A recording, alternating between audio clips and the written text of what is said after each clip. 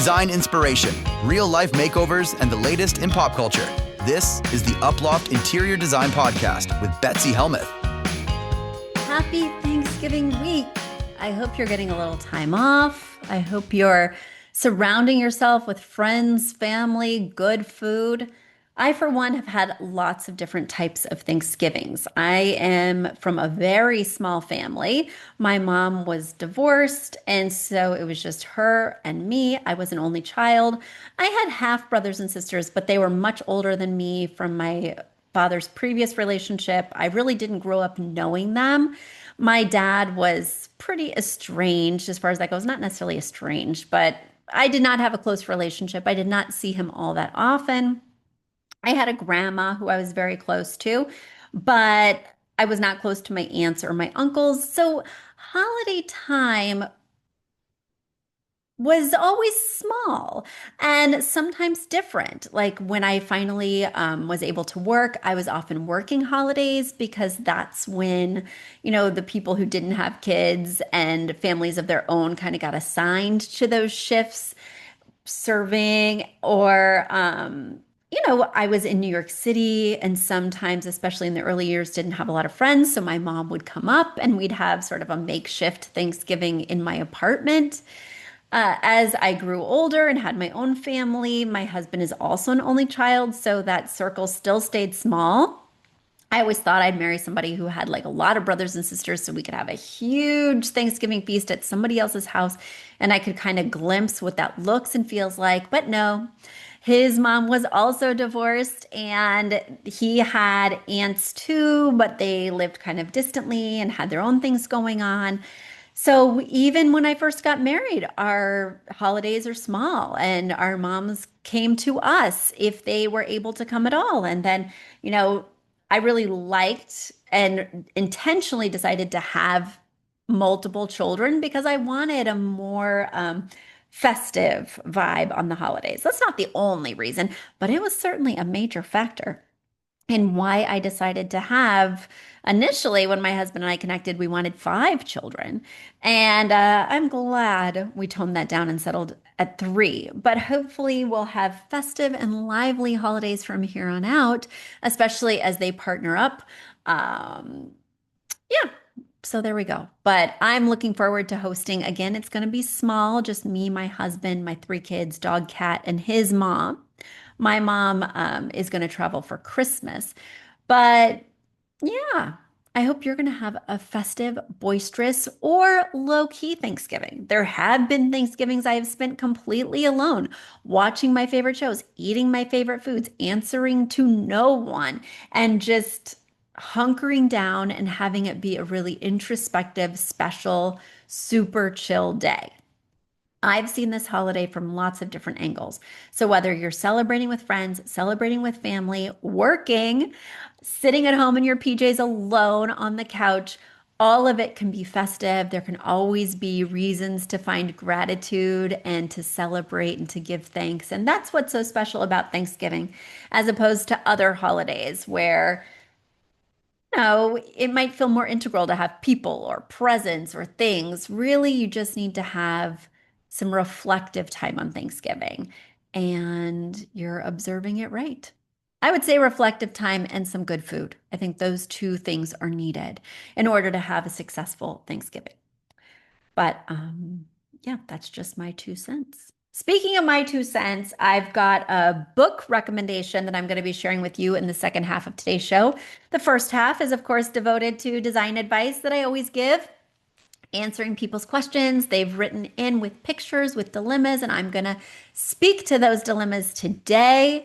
And if you have a question, if you're working on something, if you're trying to get your home ready for an upcoming holiday, head over to uploft.com/podcast. Once again, uploft.com/podcast. You'll fill out a quick form. You'll let me know what you're working on, and I will get you advice right away because our mailbag is officially empty after this question. Guys, I need you to send me in questions or else I'm going to be talking about reality TV on every episode for the duration of the show. And you don't want that.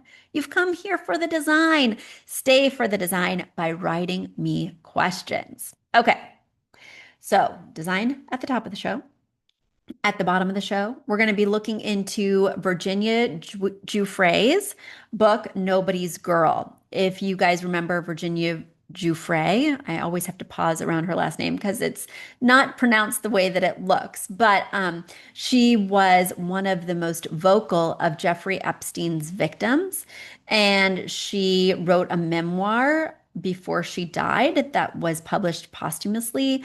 And I thought I knew a lot about the case. I'd watched all the Datelines, I'd watched the Netflix, I've listened to the podcast, I have deep dived this, but I found myself surprised at how much I learned from her memoir and how into her memoir I was, despite feeling like I was already fully informed and despite hating the audiobook's narrator.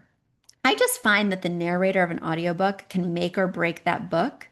And while this woman did a very proficient job, she was almost too proficient, almost too like my voice goes up when I'm talking about something positive and my voice goes down when I'm talking about. I mean, it just felt so actory that at first I spent the first hour like trying to just accept that this narrator was who she was. And then I let it go, and the book became something I could not put down. So I highly recommend not doing the audiobook if you're interested in this particular tome. I'm going to get into it with you in the second half. But one thing I wanted to say is the second half of the show, while it's never kid friendly because I talk about reality shows that have all sorts of subject matters that I get into, this one is particularly not child friendly. So my design advice is always pretty much child friendly, and your kids can be listening while you drive them to soccer or while you drive them to theater practice. But second half of the show, yes, we do have a warning there because children should not be listening to that. Okay. Without further ado, let me answer a listener question. So we have a listener question, drum roll please, from Harrisburg, Pennsylvania. Theresa is writing in. Hi, Betsy. I love the podcast. I would like to replace my entertainment center with something more modern. Options are a low profile media center where the TV either sits on top or hangs on the wall. However, this means I would lose a lot of storage in the display space. I'd prefer a built in floor to ceiling unit, sort of set up like a bookcase. My question, with this space being right beside a doorway and with the space on the other side not being symmetrical, could I put a built-in entertainment center on just one side of the wall? Would it look odd? If so, how deep could I make the unit? Thanks so much, Theresa. Well, Theresa, as you know, everything old is new again. And right now, those fully enclosed TV units, the ones that look like a tall armoire and have doors that fold in front of the TV, those are out. And they have been out for, I don't know, at least a decade. I'm sure it'll come around again. And I like the idea that you can fully enclose the TV and not see it because for me, my husband likes large TVs. My husband likes TVs in lots of rooms. And I myself am a TV lover. But there are times I just want it to go away. So that way it feels like a more balanced space, like that focal point of the black TV hole is not just sucking us in at all times, but that we could have conversation and kind of ignore that altogether. Well, not always possible, especially with the larger TVs these days, and especially with the fact that nobody's really selling these armoire TV stands. Um, Not really. Okay, let's get into it. Now, I don't want to school you right before I answer your question, but guys, if you're going to write in with questions, and I hope you do, answering your questions is what excites me so much and intrigues me every time I open the mailbag. What I like are pictures, 4 pictures minimum from the corners of each room that you have questions about. And ideally, just one room with a question per question so I can really get into it versus asking me questions about 3 different rooms and I can't tackle it all. So you can write in 3 times, and just for each room you're addressing one by one, go to the corners, stand in the corners of each room, and take me that angled view. So looking out from the corner, all 4 corners, most rooms have 4 corners, take a picture that way. That way I can see kind of multiple walls at once. That way I can kind of get a sense of how you're using the other walls because sometimes it's not just a matter of solving the problem that you think you have. Sometimes I will see opportunities elsewhere. I might see a different wall where we should put this TV stand, or a different wall where we should be putting the sofa, which then would inform where the TV goes. I like to look at the room holistically because, as you guys know, if you've been listening for a while, I like to go off topic. Sometimes I like to solve problems you didn't ask about. And sometimes when I solve those problems you didn't ask about, it will actually help to inform my answer to the problem you are asking about. That being said, I only have two pictures here, Theresa. And so I'm going to have to answer from what I can see. Okay. Right now, for those of you listening, there is a large sofa on one wall.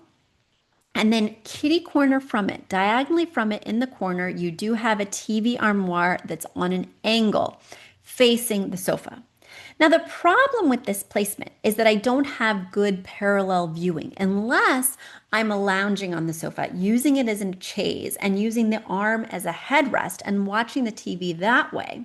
I do not have good sight lines for this TV. In other words, more than one person could not easily watch the TV. That's bothering me. The other thing that's bothering me is that this TV armoire is somewhat ill-fitting in this corner.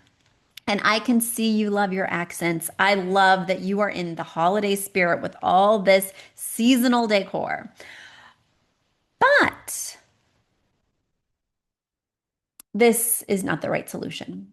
Yes, you were exactly right in your email. It does not feel contemporary. It does not feel of today. And also, it does not make good use of these walls. Now, I have a solution for you. You don't just have to do a TV stand at the bottom with a TV wall mounted. And yes, I do recommend, whether you do a TV stand or not, that you wall mount this TV on a swing arm, a fully articulating swing arm, so that you can move this TV off the wall and you can angle it facing the TV in a way that makes it easier to watch. Now, you have one of two walls, these perpendicular walls, that right now the armoire is angled in front of these two walls. But one of the walls, the wall on the left-hand side that also appears to share, with a window, it shares it with a window, this wall, that appears to be a wider amount of space than the wall on the right-hand side of this 90-degree angle that has an opening to the kitchen or the dining room, which seems to be a much smaller wall. So I would be more inclined to put the TV on the longer wall mount it with a fully articulating mount. And you're saying to me, Betsy, you haven't solved the problem. I do like the shelving above the TV because it gives me room for my accents and my decor. Yes, and for additional storage. There are a few of these, which I'm going to tell you about. There are a few. Are you familiar with the ladder bookcase? The ladder bookcase attaches to the wall, usually with brackets at the top, and then it has shelving. And it's open on the sides, but these brackets, come down and are parallel to the wall and have the shelving underneath, and it's very slim and close to the wall. There are a few of these that are actually ladder TV stands, meaning that it has those sidebars. It has a couple of shelves up top.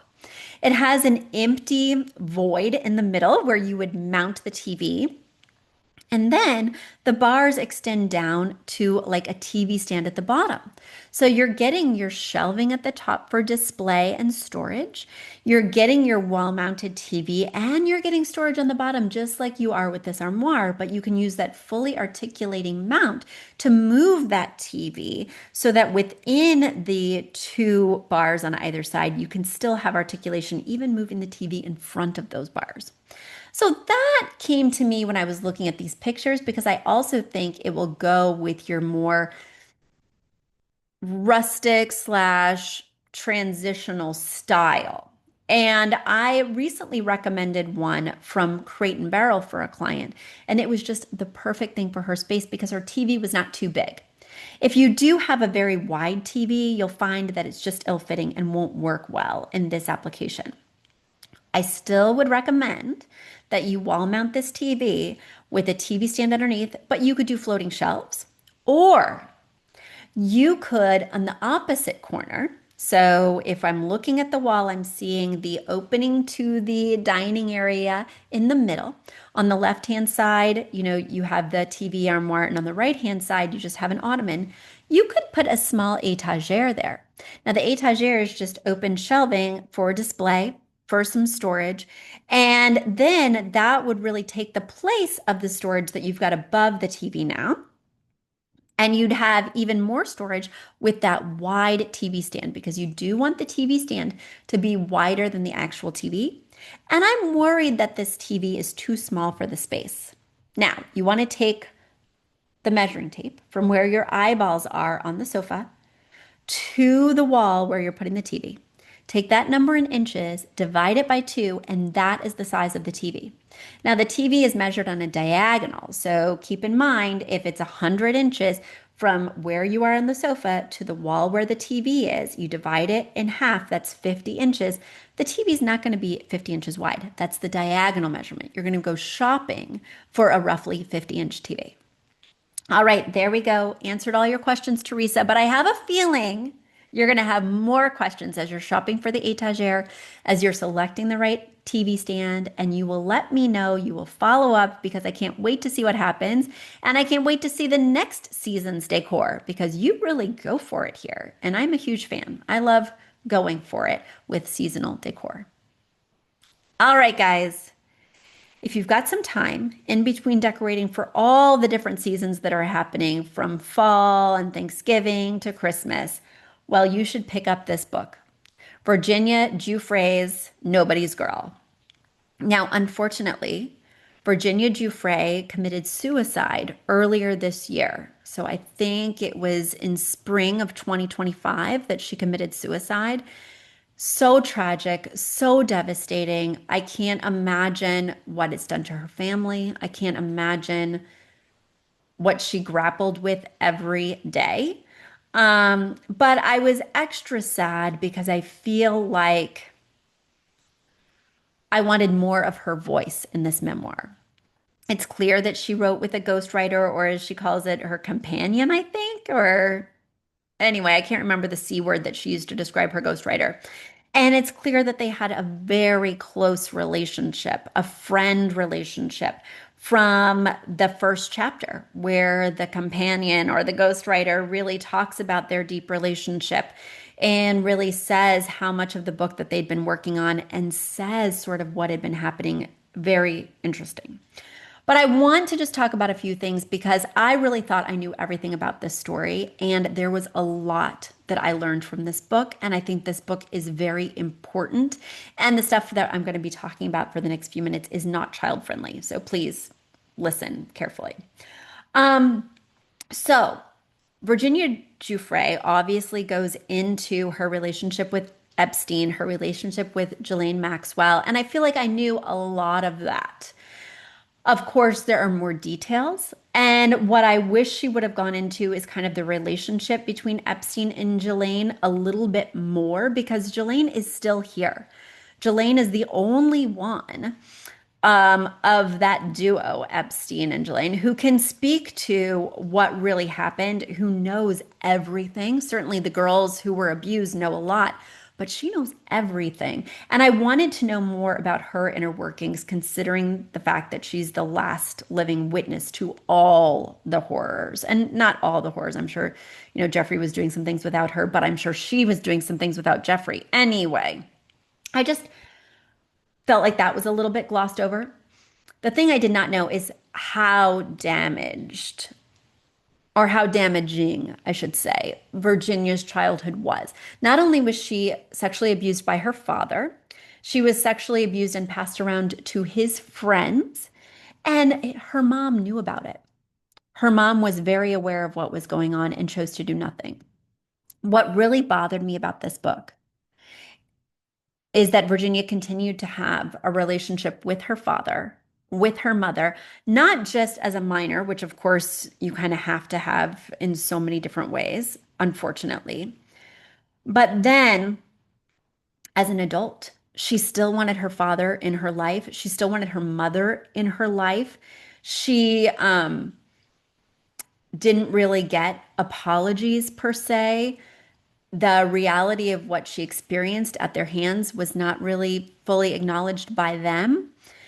And she continued to say throughout the book, family is so important. Family is essential. Yeah, yeah, but not if they abuse you, not if they don't admit to their abuse, not if they have grandchildren that you're allowing them to be in the orbit of. So, for instance, Virginia had two brothers who apparently did not know about the sexual abuse that was happening. And they had grandchildren, or they had children who then were in contact with the grandparents. And Virginia did not tell her brothers what had been done to her for many years. So these innocent grandchildren are hanging out with grandma and grandpa and being exposed and potentially violated by these monsters who, have not been forthcoming about their part in this, nor have they paid any price for their behavior. I mean, what? And then Virginia wanted her own children to have relationships with grandma and grandpa. And I'm like, no, fuck no. Protect your kids at all costs. And she's like, I was always supervising. No, you can't always be supervising. You go to the bathroom for 5 minutes. 5 minutes is too long to be away from your children. 5 minutes is too long to be exposing your children to known pedophiles. Like, nope, no way. I was shocked. I was disappointed. I was appalled by that. But I was so in admiration of Virginia's bravery, of her sticking her neck out there to finally go public, of everything she went through. I think hearing her whole backstory of her childhood and being sent away to like one of those camps that's supposed to like fix children who are troubled. I mean, there were so many details that were tragic and devastating. And I had a hard time with the narrator's voice, but not voice per se, but sort of her intonations, how kind of affected and over the top she felt. I really wished I could hear it from Virginia herself. But I was so into this book. I could not put it down. I think it's really important. I think it's really important that we start talking about sexual abuse in a way that's bigger than the Me Too movement, in a way that exposes not only Jeffrey Epstein's and Ghislaine Maxwell's, but also grandma and grandpas and moms and dads who are doing bad things to kids. I mean, this is a big problem that has not gone away with the Me Too movement. It's nice that there's been some light shown, but we need to be talking about it. We need to be taking actionable steps. I felt so devastated that Virginia is gone due to suicide. I also felt relieved for her. She was tormented by everything she'd been through, and then she had several health crises after that and accidents that led to, constant pain and things like this. So not only the emotional pain, but then doubling that down with physical pain. I was devastated for her. I felt relief for her by the end of the book when she'd committed suicide because her trusted confidant, the person that she leaned on ever since she was 19 to support her and give her strength, her husband, it was revealed that he had also been beating her and he had been verbally and physically abusive to her. I mean, I was devastated by that. I just felt like finally this poor woman can get some peace. It was a very sad and heavy listen, but I also think it was very important. And I was shocked by the fact that I gleaned so much new information from it. So if you're looking for a read that's difficult at times, but important, I highly recommend Virginia Giuffre's book. I could not put it down. And that's what I always take as the sign of a really good book, a really intriguing and important story. All right, everyone. Something for your holiday wish list, Virginia Giuffre's book. You won't regret it. And hopefully you'll be inspired and, just, I don't know. I don't know. It was complicated, but important. Well, until next week, everybody, I'll be back with more design solutions and more things that I'm reading, watching, intrigued by that I want your take on. Until next time, bye. A big thanks to our producer Jeremy Young and to Aton and the Embassy for our theme music. And shout out to our parent company, Uploft Interior Design, your trusted source for expert interior design. Visit uploft.com to explore our services and book a consultation with one of our talented designers. If you're enjoying the Uploft Interior Design Podcast, please support us by sharing the show with friends and leaving a 5-star review on Apple Podcasts or wherever you listen. It's the best way to help new listeners find us. Thanks for tuning in, and we'll see you next week with more pro tips and pop culture dish.